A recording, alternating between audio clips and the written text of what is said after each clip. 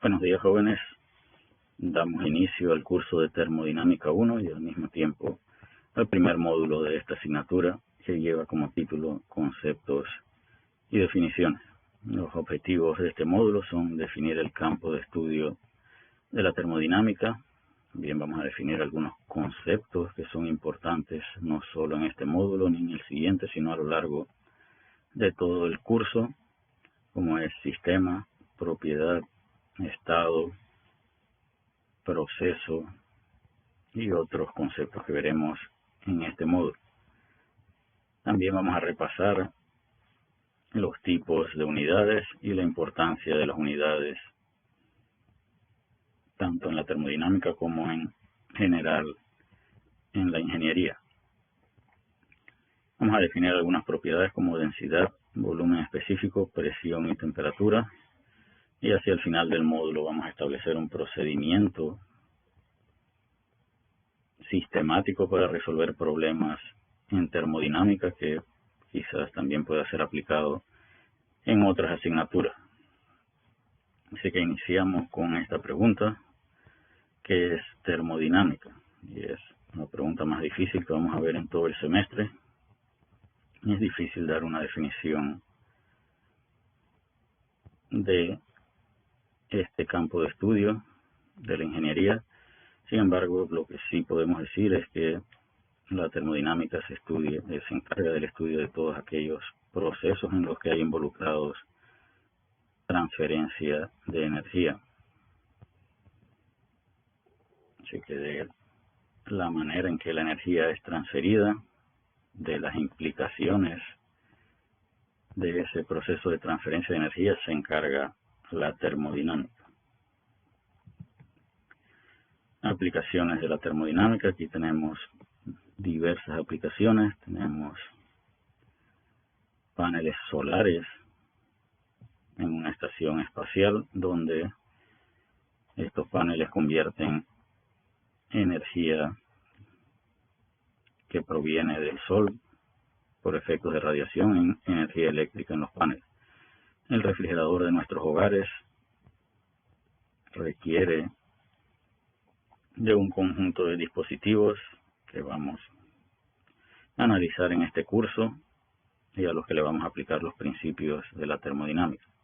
Que para poder obtener ese efecto de enfriamiento o para entender el efecto de enfriamiento en el refrigerador de nuestros hogares, aplicaremos principios de termodinámica.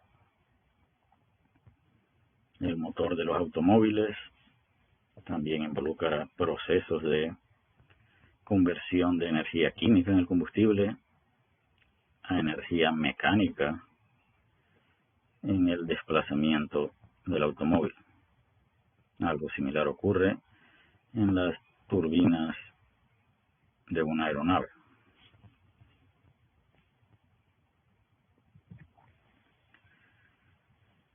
En las dos figuras que tenemos acá, en la primera observamos una planta térmica donde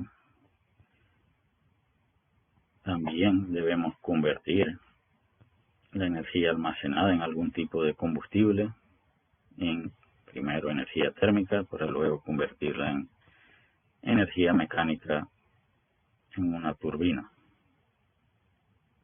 que luego es convertida en energía eléctrica en un generador eléctrico. Así que en cada uno de esos procesos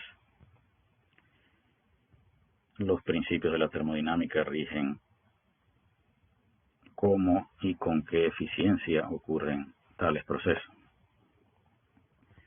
El sistema de agua caliente en una residencia también involucra procesos de conversión y transferencia de energía.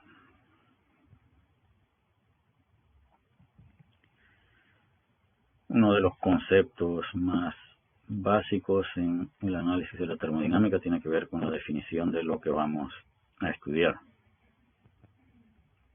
Y un sistema no es más que una región que seleccionemos para realizar un análisis. Y para ello vamos a usar como analogía los diagramas de cuerpo libre que se utilizan en los cursos de estática y dinámica. Sé que es un diagrama de cuerpo libre, es igual que el sistema, es una región donde vamos a analizar qué debemos considerar en un diagrama de cuerpo libre. Cuando seleccionamos un diagrama de cuerpo libre, debemos visualizar qué fuerzas actúan sobre el cuerpo libre que ya hemos seleccionado. Por ejemplo, acá tenemos este diagrama. Si nuestro cuerpo libre fuese simplemente el motor, acá tendríamos como fuerzas la tensión 1, y actuando en esta dirección tendríamos el peso del motor. Y de esa manera analizaríamos ese cuerpo libre. Sin embargo, la historia podría ser diferente si tomáramos como nuestro cuerpo libre este anillo. Necesitaríamos tomar en cuenta esta tensión y posiblemente el peso del anillo también.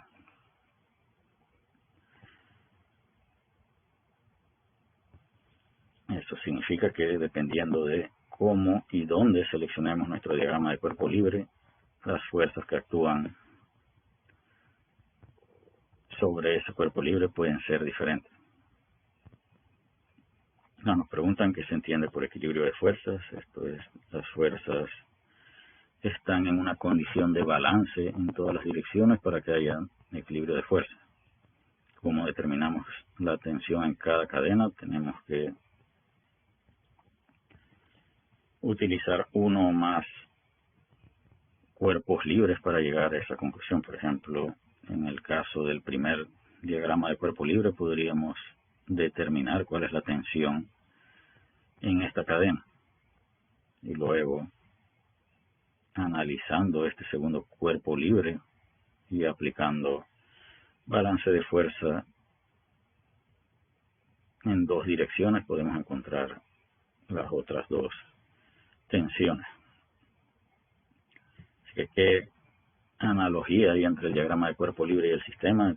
Primero es arbitrario, donde seleccionamos nuestro sistema. Y como mencionaba en la diapositiva anterior, el sistema no es más que la región que seleccionemos para realizar un estudio. Así que, según esta figura, acá, esta línea define los límites de nuestro sistema. Todo lo que está hacia acá de la línea constituye el sistema, y todo lo que está hacia acá después de esa línea le vamos a llamar los alrededores del sistema. Y la línea que delimita que forma parte del sistema y dónde están los alrededores lo vamos a llamar la frontera. Entonces, el sistema es una región de estudio con quien interactúa el sistema. El sistema interactúa con los alrededores. El sistema interactúa con los alrededores. ¿Qué separa el sistema de los alrededores? La línea que dibujemos para definir el sistema, a la que le hemos llamado frontera. En termodinámica, cuando hablamos de interacciones, nos referimos a interacciones de energía. En el diagrama de cuerpo libre pensábamos en fuerzas. En termodinámica, al definir un sistema, debemos pensar en energías fluyendo desde el sistema hacia los alrededores o desde los alrededores hacia el sistema. ¿Cómo se clasifican los sistemas? Los sistemas se clasifican en sistemas abiertos,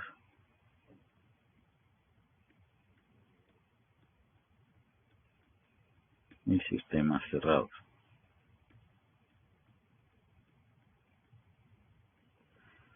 ¿Y cuál es la diferencia entre un sistema abierto y un sistema cerrado? El sistema abierto permite que a través de las fronteras del sistema la energía entre por efectos de masa que entre o salga de ese sistema. Así que ya hemos mencionado que la diferencia entre un sistema cerrado y un sistema abierto es la posibilidad de que la energía entre o salga por efectos de masa en los sistemas abiertos. Esa posibilidad no existe en los sistemas cerrados. Y lo que acabamos de mencionar nos sirve para decidir o contestar esta última pregunta, donde se cuestiona de qué forma puede entrar o salir la energía de un sistema. Ya hemos mencionado para distinguir los tipos de sistemas que la energía puede entrar o salir en forma de masa. La energía puede entrar o salir también en forma de trabajo y puede entrar o salir en forma de calor. Así que masa, trabajo y calor son los tres mecanismos de transferencia de energía que también se les denomina interacciones de frontera. Y acá tenemos dos casos. En este caso tenemos un gas encerrado en la región definida por las líneas cortadas con dos válvulas cerradas. Por lo tanto, este sistema puede ser considerado un sistema cerrado. En el caso de esta segunda figura tenemos energía que proviene del Sol en forma de calor. Sin embargo, según la figura, por acá hay interacciones de entrada de dióxido de carbono, salida de oxígeno y entrada de agua. Eso involucra o eso lo asociamos con masa. Por lo tanto, este sistema interactúa con los alrededores en forma de calor y en forma de masa, por lo tanto sería un sistema abierto.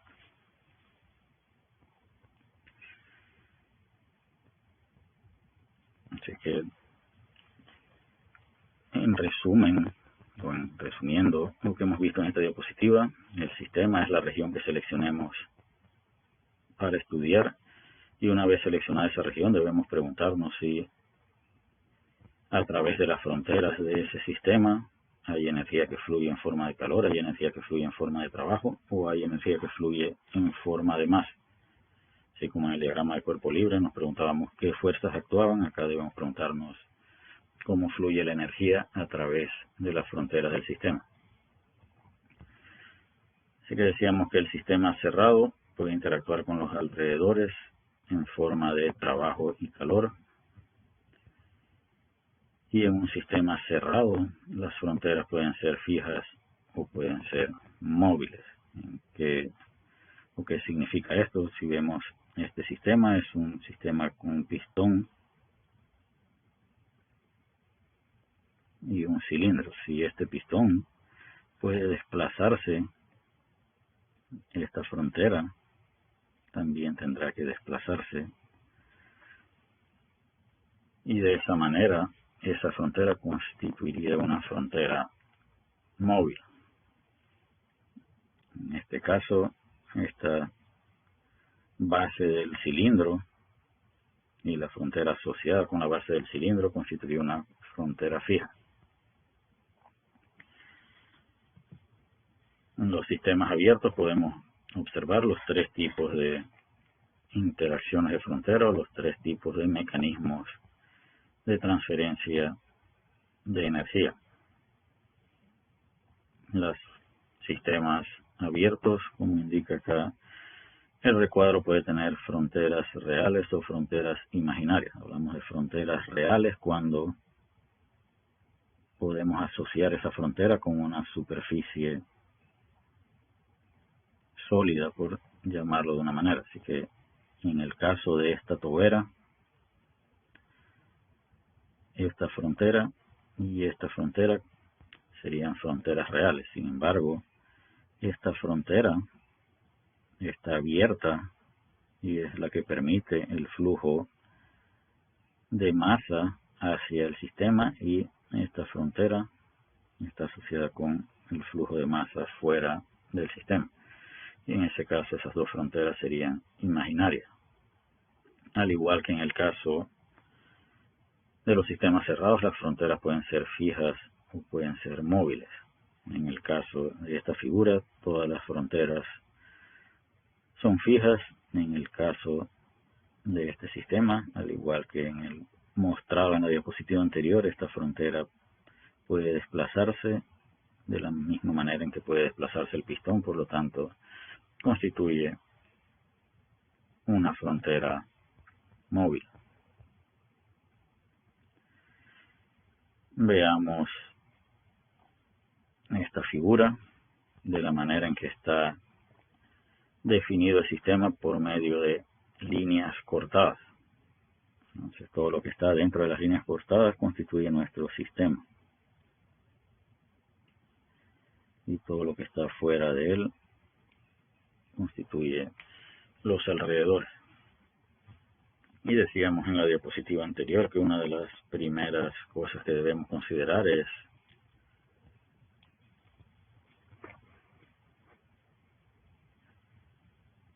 cómo fluye la energía o a través de qué mecanismos fluye la energía a través de las fronteras de ese sistema. Así que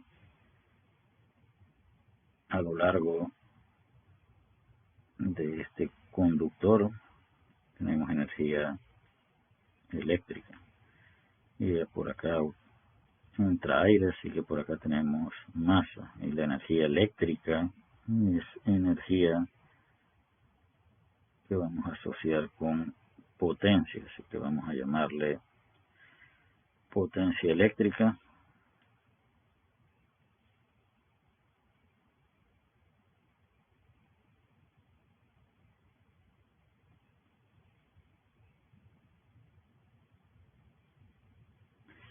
Así que para ese sistema, de la manera que está definido, tiene interacción de trabajo e interacción de masa. La potencia representa trabajo por unidad de tiempo. Ahora, ¿qué ocurriría si definiéramos un nuevo sistema que solo involucra el tanque? A lo largo de esta tubería también fluye aire. Sin embargo, para este nuevo sistema, el sistema solo interactúa con los alrededores, de acuerdo a lo que muestra la figura, por efectos de masa. Así que, ¿qué interacciones debemos considerar? Siempre va a estar ligado de la manera en que definamos el sistema. Por ejemplo, acá, si definiéramos un sistema a través de este dispositivo, tendríamos una entrada de potencia eléctrica y a través de este eje tendríamos una salida de potencia de eje. Así que cómo distinguir las interacciones de frontera dependerá de cómo definamos el sistema o la región de estudio. Acá nos preguntan, ¿hay alguna regla general para definir un sistema? No la hay, es totalmente arbitrario. Lo único que nos puede ayudar a tomar esa decisión es la cantidad de información que tengamos disponible como datos para resolver un problema. Y repito, es arbitrario cómo definamos el sistema. Luego de seleccionar el sistema que debemos considerar, habíamos mencionado que debemos identificar las interacciones de fronteras relacionadas con ese sistema. Y para poder lograr ese objetivo de distinguir las fronteras del sistema, debemos tomar muy en cuenta lo que dice este recuadro. Para que una interacción sea considerada de frontera, debe cruzar literalmente alguna frontera del sistema seleccionado. Vamos a ver en esta figura qué significa lo que acabamos de mencionar. Acá vamos a suponer que definamos un sistema alrededor de este recuadro que indica que tenemos agua a 80 grados Celsius expuesto a unos alrededores que incluyen aire a 22 grados Celsius. El mismo diagrama muestra que por la diferencia de temperaturas entre el agua y el aire hay una interacción de calor entre el agua y el aire. Es decir, de la manera que hemos seleccionado el sistema, deberíamos considerar una interacción de calor como mínimo. No es lo que podemos deducir de la cantidad de información que tenemos. Ahora veamos qué ocurre si seleccionamos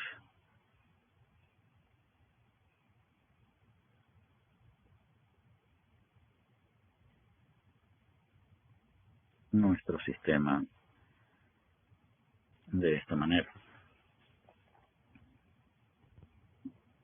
Ahora en este nuevo sistema, las fronteras están definidas por las líneas rojas y a través de esa frontera no aparenta haber ningún tipo de interacción. Acá la flecha sigue indicando que hay calor, pero esa interacción de calor ocurre dentro de las fronteras del sistema. Entonces,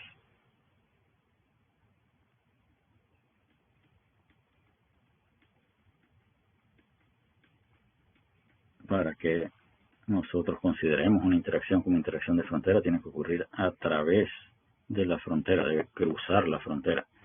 Esta interacción de calor no cruza ninguna frontera de este nuevo sistema que hemos definido. Algo similar podemos observar con esta segunda figura, donde las líneas cortadas definen dos sistemas individuales. Acá tenemos monóxido de carbono a una presión y acá tenemos monóxido de carbono a una presión superior. Por efectos de esa diferencia de presiones, si abriéramos esta válvula, habría un flujo de monóxido de carbono de un tanque al otro. Por acá tendríamos interacción de masa y para este sistema tendríamos interacción de masa. Por lo tanto, ambos sistemas serían considerados o tendrían que ser considerados sistemas abiertos. Ahora veamos qué ocurre si hiciéramos esto que está acá. Acá esto es nuestro sistema, estos son nuestros alrededores y estas son las fronteras. Si abrimos la válvula, seguirá habiendo un flujo de masa desde este tanque hasta este otro tanque. Pero ahora debemos preguntarnos, ¿ese flujo de monóxido de carbono atraviesa alguna de las fronteras del sistema que hemos definido? Y la respuesta sería que no. Por lo tanto, en este nuevo sistema definido con las líneas azules, no hay interacciones de masa. Por lo tanto, este sistema es un sistema cerrado. Y con estas dos imágenes queríamos resaltar la importancia de poder distinguir qué interacciones de frontera deben ser consideradas en el análisis de un sistema seleccionado. Y por eso resaltamos acá que debe la interacción ocurrir a través de la frontera. Si ocurre dentro de las fronteras del sistema, entonces no es una interacción de frontera. Los estudiantes de termodinámica ya han trabajado previamente con propiedades. Sin embargo, vamos a definir qué es una propiedad, y una propiedad no es más que una condición con la que podemos asociar una región completa o una fracción de una región. Que una propiedad es una condición que nos va a permitir describir nuestra región de estudio o una fracción de nuestra región de estudio. Cómo se clasifican las propiedades en un sistema compresible simple. Esa clasificación nosotros la vamos a llamar propiedades intensivas y propiedades extensivas. Y la diferencia entre una propiedad extensiva y una propiedad intensiva es que Las propiedades extensivas dependen del tamaño del sistema en sí, es decir, si reducimos el sistema, la cantidad de esa propiedad debe reducirse. En el caso de las propiedades intensivas, estas propiedades no dependen del tamaño del sistema y podemos reducir, aumentar el tamaño del sistema y esta propiedad no va a variar en cantidad. Así que repetimos acá, propiedades extensivas dependen del tamaño del sistema y usualmente se representan con letra mayúscula. Las propiedades intensivas son independientes del tamaño del sistema y usualmente se representan con letra minúscula. Entonces veamos esta imagen donde tenemos un sistema definido de esta manera y aquí hay 5 propiedades: masa, volumen, temperatura, presión y densidad.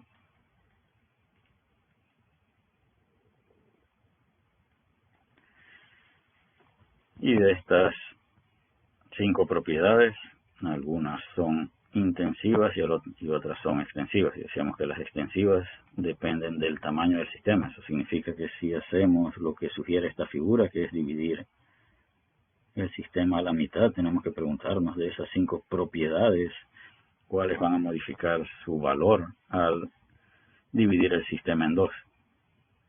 Entonces, ahora la mitad de la masa va a estar contenida de este lado y la otra mitad de la masa va a estar contenida de este lado. Así que si la masa se divide, debemos suponer entonces que la masa es una propiedad extensiva. Lo mismo ocurre con el volumen.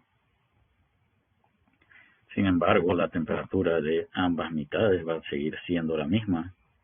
La presión en ambas mitades va a seguir siendo la misma y la densidad va a seguir siendo la misma, no importa cuántas veces dividamos ese sistema. Por lo tanto, temperatura, presión y densidad son propiedades intensivas. Que siempre podemos hacernos estas preguntas, siempre podemos hacer este ejercicio de dividir el sistema para decidir qué propiedades aumentan, o qué propiedades se modifican al cambiar el tamaño del sistema y qué propiedades no se modifican al cambiar el tamaño del sistema. Por ejemplo, en su curso de física se define la energía cinética como un medio de la masa por la velocidad al cuadrado, y esta energía cinética es considerada una propiedad. ¿Será esta energía cinética una propiedad intensiva o será una propiedad extensiva? Vamos a dejar esta pregunta en el aire para que sea discutida en el foro de discusión del primer módulo de termodinámica 1. ¿Será la energía cinética, de la manera que le hemos definido, una propiedad extensiva o una propiedad intensiva? Estado, tal y como lo define el libro de texto de Sengel, es una condición de un sistema descrita por sus propiedades. Así que un conjunto de propiedades define un estado. Entonces, tenemos que conjunto de propiedades define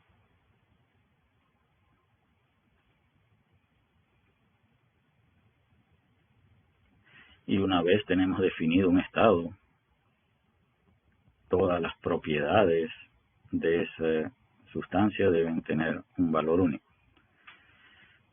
Y vamos a usar una analogía con las matemáticas. Vamos a suponer que tenemos una función f que es igual a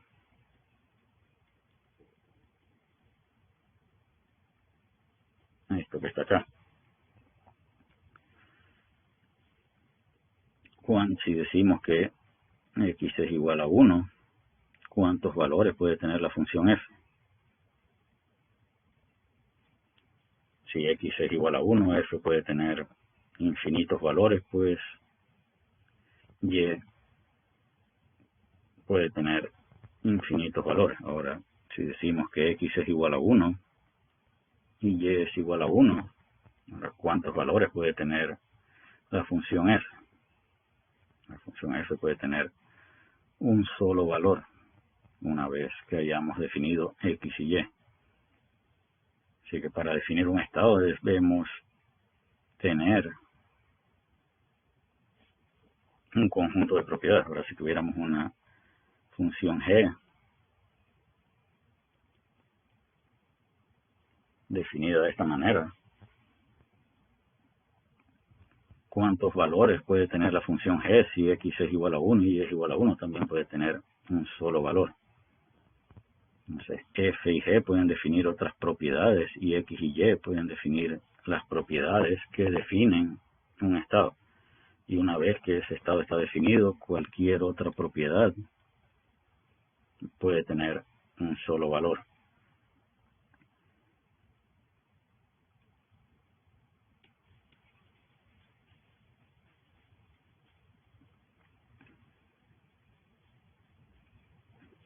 Acá nos preguntan qué es una sustancia compresible simple, y esa combinación de palabras ya la vimos en la diapositiva anterior, pero no la hemos definido. Y una sustancia compresible simple es aquella que no está sometida ni a un campo magnético, ni eléctrico, ni gravitatorio. Entonces, si nosotros, como veremos más adelante, estamos interesados en evaluar propiedades de un sistema, debemos definir un estado. Y el estado está asociado con un conjunto de propiedades. Y para una sustancia compresible simple, el postulado de estado dice que el estado de equilibrio de un sistema compresible simple está completamente definida por dos propiedades intensivas e independientes. Así que ese conjunto de propiedades al que nos referíamos al inicio de esta diapositiva es en número o en cantidad 2. Así que para definir un estado necesitamos dos propiedades. Pero esas dos propiedades deben cumplir algunos requisitos. Esas dos propiedades deben ser intensivas y tienen que ser independientes.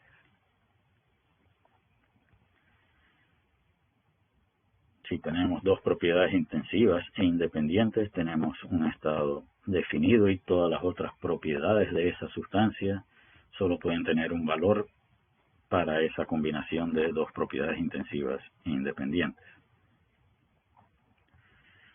En termodinámica vamos a utilizar la palabra equilibrio. Y equilibrio, como vimos en el caso del diagrama de cuerpo libre, representa una condición de balance. No hay diferencias o no hay algo desbalanceado. Si para un diagrama de cuerpo libre hay un desbalance de fuerzas, entonces el efecto sobre ese desbalance es una aceleración en el cuerpo libre. En el caso de la termodinámica tenemos diferentes tipos de equilibrio. Equilibrio térmico tiene que ver con la temperatura. Así que decimos que un sistema está en equilibrio térmico si no hay una condición de desbalance de temperaturas, y eso ocurre en esta figura. Esta figura hay equilibrio.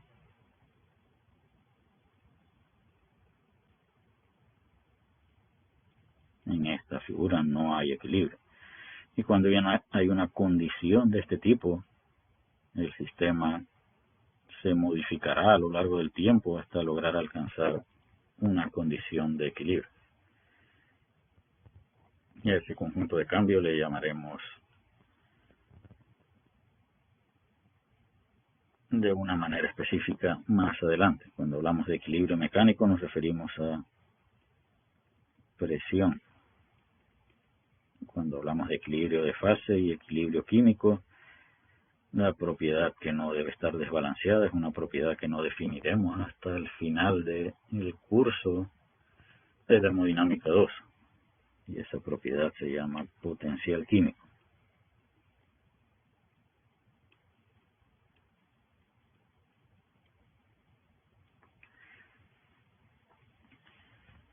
Y en resumen, Un estado es una condición que está definida por un conjunto de propiedades que para una sustancia compresible simple son dos propiedades intensivas e independientes. Cuando tenemos una transformación de un estado de equilibrio a otro estado de equilibrio, hablamos de un proceso. Un proceso es un cambio de un estado de equilibrio a otro estado de equilibrio. Para el sistema seleccionado, ese proceso que representa un cambio de estado debe verse reflejado como un cambio en las propiedades. Si el estado está definido por propiedades, si hay un cambio de estado, tiene que haber un cambio de propiedades. La pregunta es, ¿qué puede causar esos cambios? Entonces, ya hemos dicho que en un proceso hay cambio de propiedades.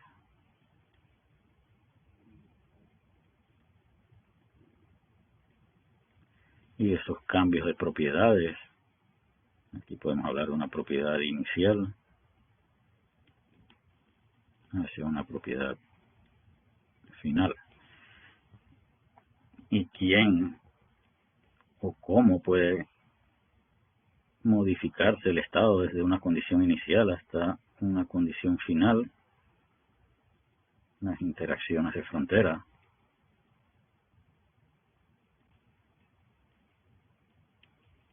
son las causantes de dichas modificaciones. Así que para que haya un proceso, tenemos un estado inicial, un estado final, causado por interacciones de frontera. Por ejemplo, si este café que está inicialmente a 70 grados es dejado en ese recinto por mucho tiempo, al final